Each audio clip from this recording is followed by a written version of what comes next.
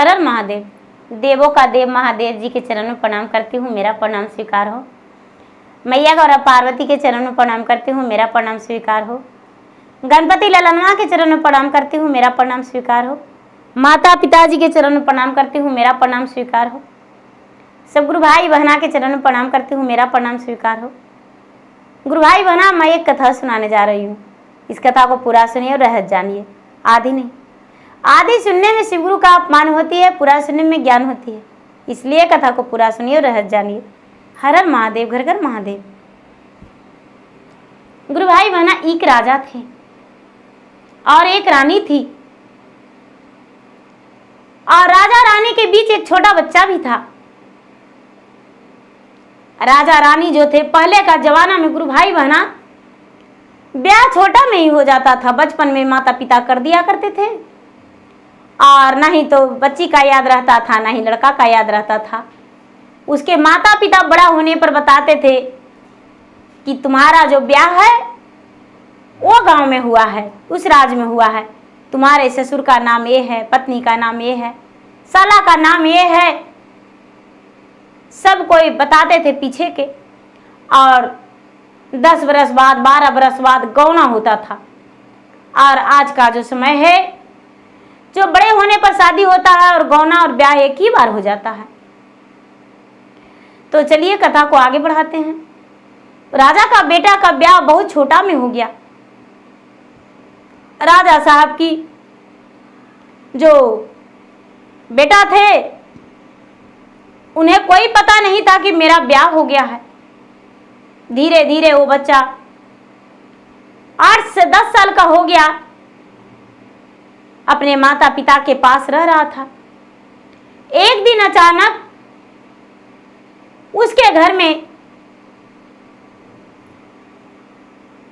बहुत ज्यादा दलदलाहट आया और उनका जो मकान था, मकान दलदल से गिर गया। राजा जो थे, यानी राजा पे विपत आ गया।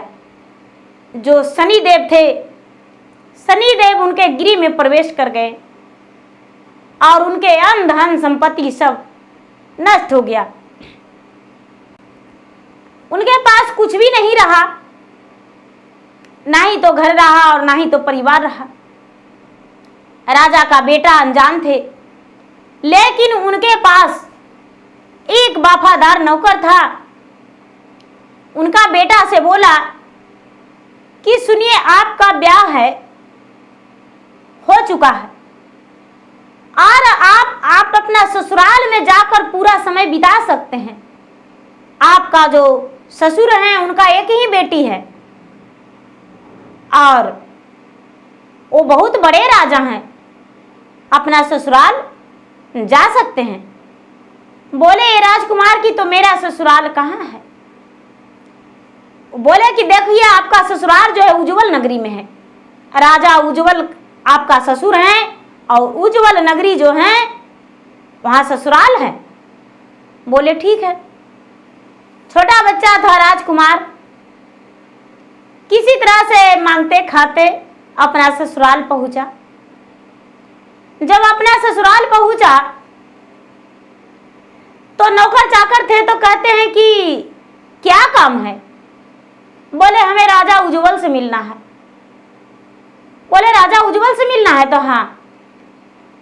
दरबान लोग, उनका सेना लोग, उनका मंत्री लोग बोला कि जो भी कहना है मुझसे कहिए, राजा उज्जवल से नहीं मिलना है, हमें ही बताइए, आपका समस्या का समाधान कर देंगे।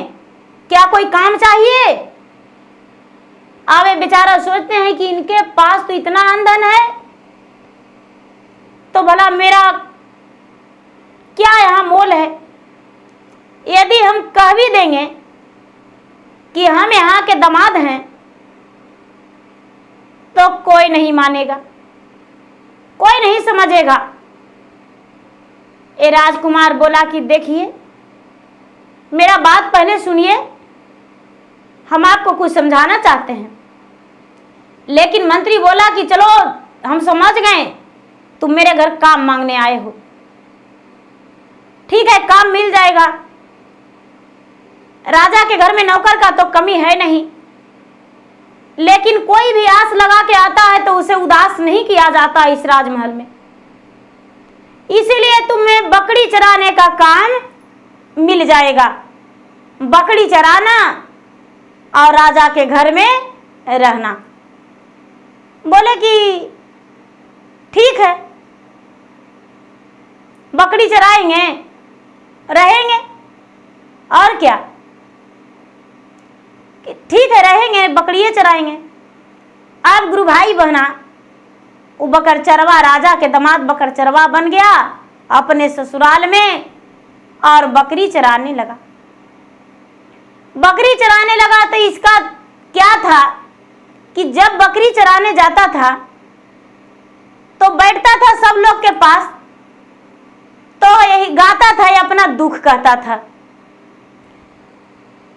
हती आजे मरले रामा, हाथी हाथे सरवाजी, घोड़ावा मारले घोड़े सारजी, 360 बैल के रामा रहेल दानिया जी, रहिया चलत उड़े धोल जी, राहे बाटे भैले रामा सिलवा पथलवा जी, विपत्ति में कोई न सहाय जी, राजपाट मोर रामा नष्ट होई गए ले जी,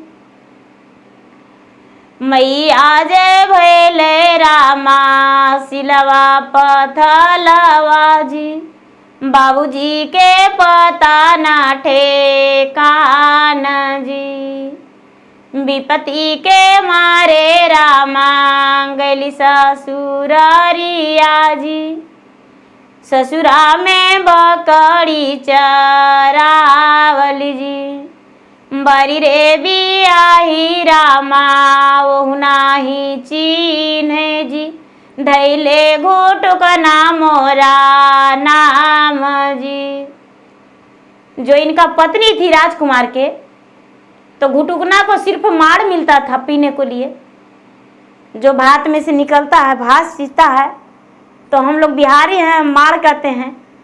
पता नहीं आप लोग क्या कहते हैं, वो नहीं पता बहन जी। माड़ जो पसता था वो घुटुकना को मिलता था, तो घुटुक घुटुक करके माड़ पीता था घुटुकना, तो उनका पत्नी घुटुकना नाम रख दी थी, घुटुकना कहती थी, ए घुटुकना माड़ पी लो, ए घुटुकना ये काम कर दो, घुटुकना वो काम कर दो। तो बेचारा अपना दुख वाला बात सबको सुनाता था, सबको कहता था, इसका जो बात है कोई नहीं समझता था। धीरे धीरे धीरे धीरे धीरे धीरे 10 साल के ही था तो अपना ससुराल गया। 20 वर्ष का हो गया। जब 20 वर्ष के हो गया तो इसके घर से शनिदेव निकलने का कोशिश कर रहे थे और लक्ष्मी का वास हो रहा था, विपत्ति दूर हो रहे थे। विपत्ति महाराज दूर होके और लक्ष्मी का प्रवेश हो रहा था। तो एक दिन का बात है कि सारा बकर चरवा इसके पास बैठ के इसका गाना सुन रहा था और बकरी जो था दूसरा के फसल खा गया, तो राजा के घर में शिकवा शिकायत चल गया। राजा के राजमहल में शिकवा शिकायत चल गया तो राजा कहते हैं कि भाई तुम लोग क्या कर रहा था? बकरी चराने गया और तुम लोग गप्पे हाँक रहा था, इसलिए सबको नौकरी से छुट्टी दे देंगे। आखिर क्या कारण है जो तुम लोग दूसरा के फसल खिला दिया? कि राजा साहब क्या बताएं, कुछ बात ही ऐसा है, जो घुटुकना है ना बड़ी अच्छा अच्छा गाना सुनाता है, और जो उसको गाना सुनता है ना उसको नींदे आ जाता है, थकावनी शरीर में नहीं रहता है, और उसी को गाना सुनने में हम लोग रह गए, फंस गए, तो बकरी पर ध्यान नहीं दिए, दूसरा के फसल खा गया।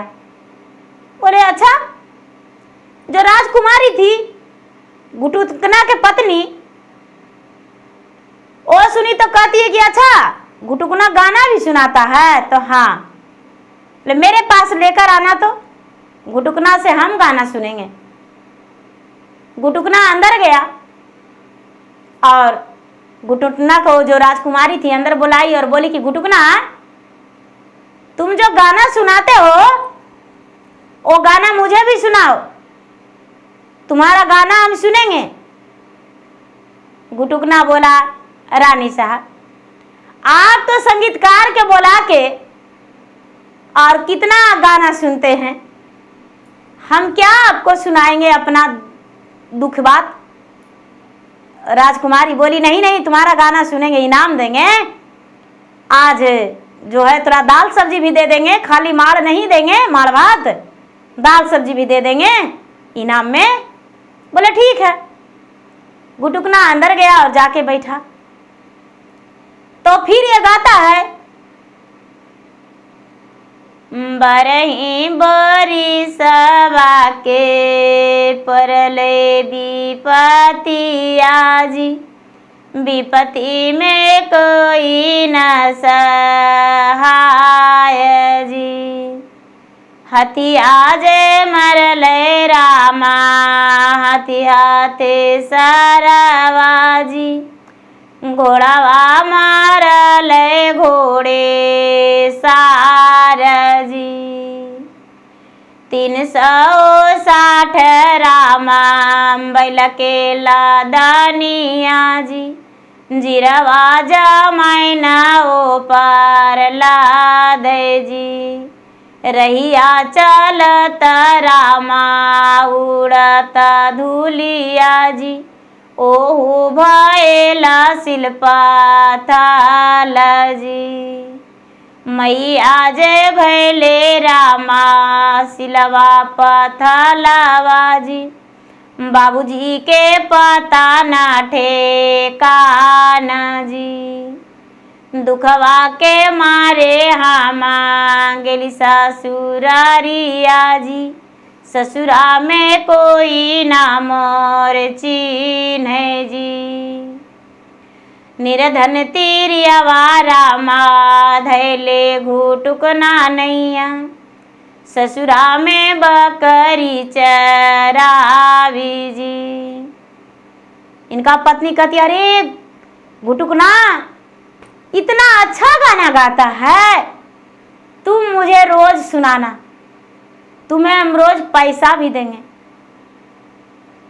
अब घुटुकना जो थी बकरी चरा के घुटुकना जो था बकरी चरा के जाता था और अपने ही पत्नी के पास बैठ के और अपना विपत रोज सुनाता था।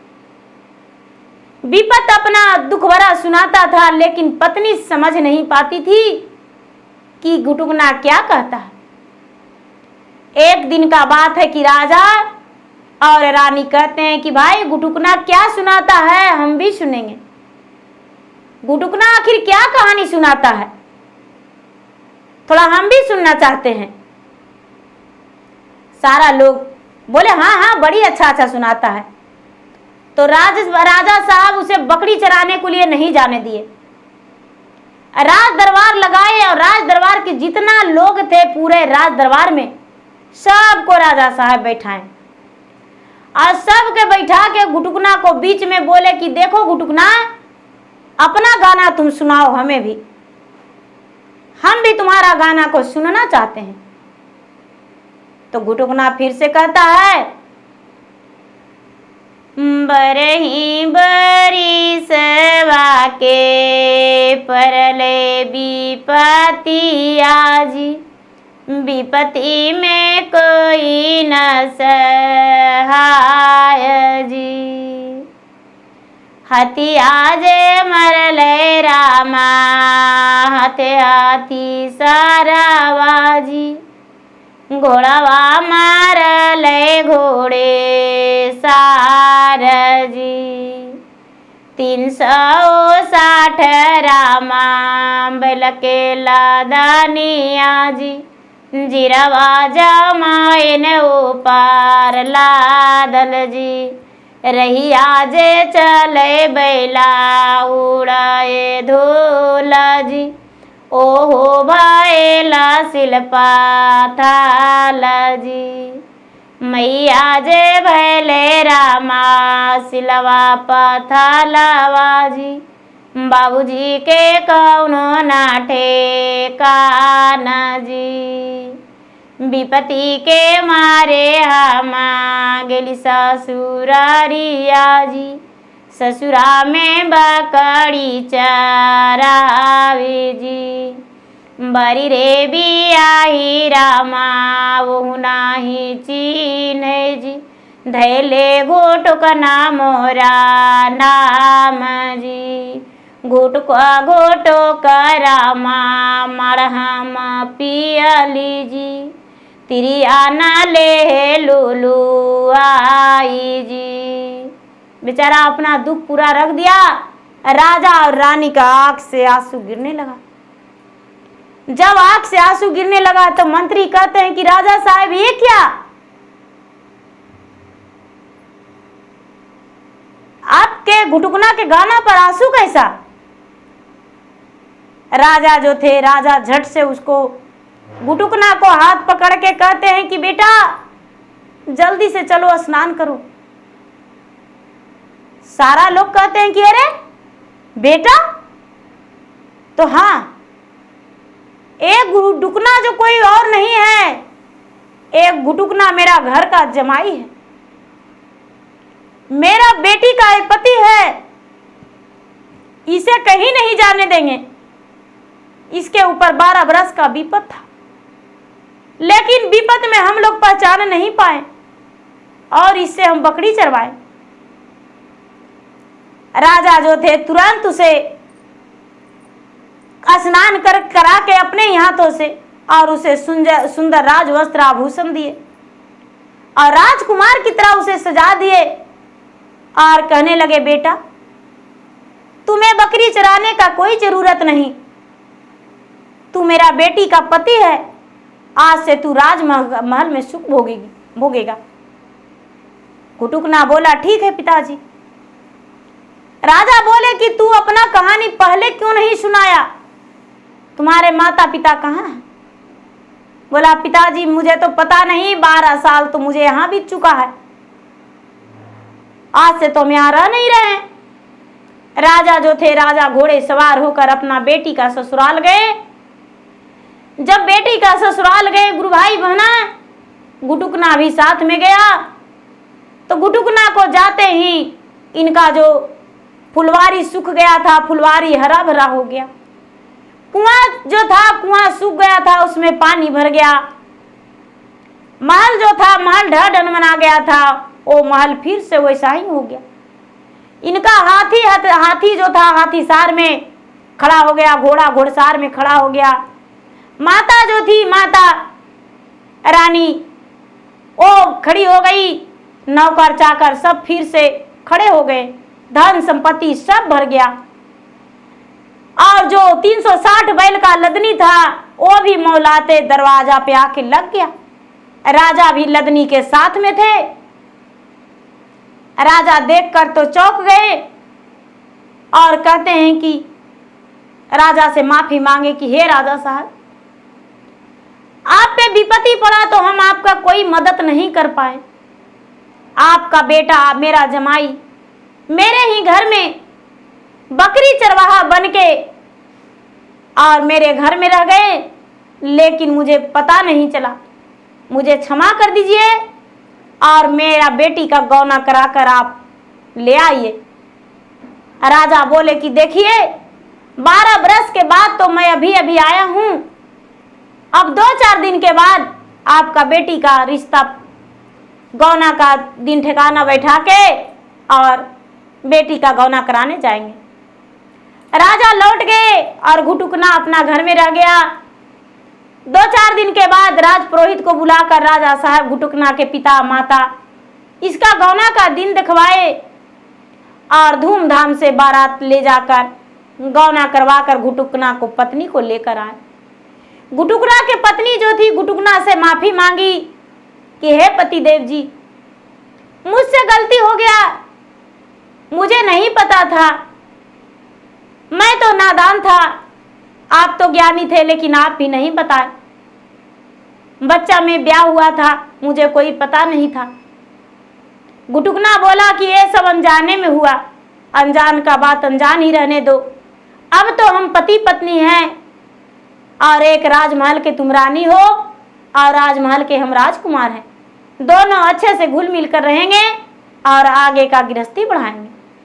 गुटुकना और गुटुकना की पत्नी दोनों अच्छे से रहने लगे और एक दूसरे से बंध गए और अच्छे व्यवहार से घर बसे और उनके माता पिता भी सुखी जीवन बिताए।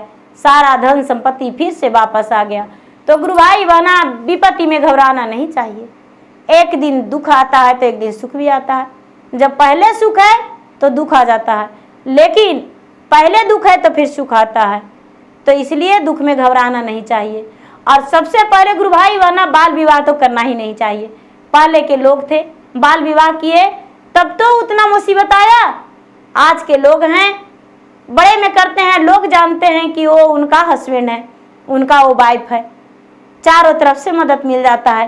कोई भी परिवार कितना हो गड्ढा में रहते हैं लेकिन वो ऊपर आ जाते हैं।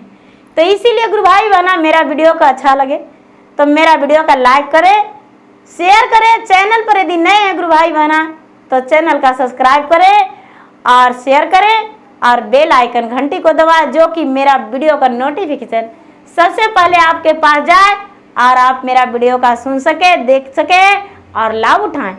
धन्यवाद। हर हर महादेव, घर घर महादेव। प्रेम से बोले शंकर भगवान की जय।